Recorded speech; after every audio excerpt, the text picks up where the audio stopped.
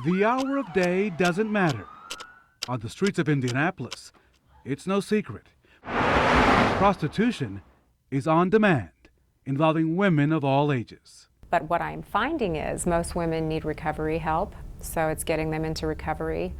A lot of the women that I know who work in street prostitution are homeless, or they're just couch hopping, living in a car. Call 6 looked into the numbers of men and women involved in the sex trade.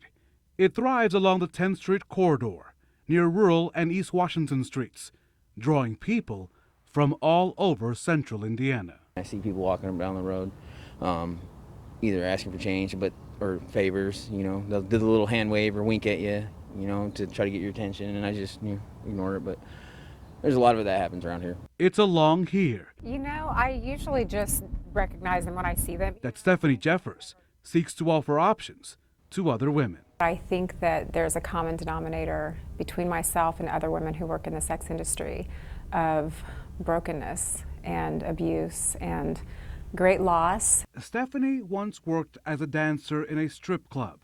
She started the group Grit into Grace to help girls and women of all ages escape their pimps. It would be a nice thing to see less criminalizing the women and more criminalizing the men. Our look at the sex trade in Indianapolis found that in 2017, the women who sold sex were 4 times more likely to be arrested than the men who paid for it. 164 women arrested on prostitution charges compared to 44 men. And when it came to the men controlling the women, only 3 ended up behind bars. We took our findings to the deputy chief, who oversees criminal investigations for Metro Police.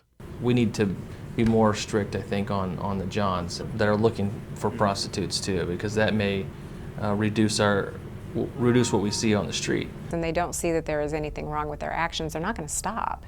And if the demand is there, prostitution is going to be there. So for me, it makes sense to attack it from a demand perspective.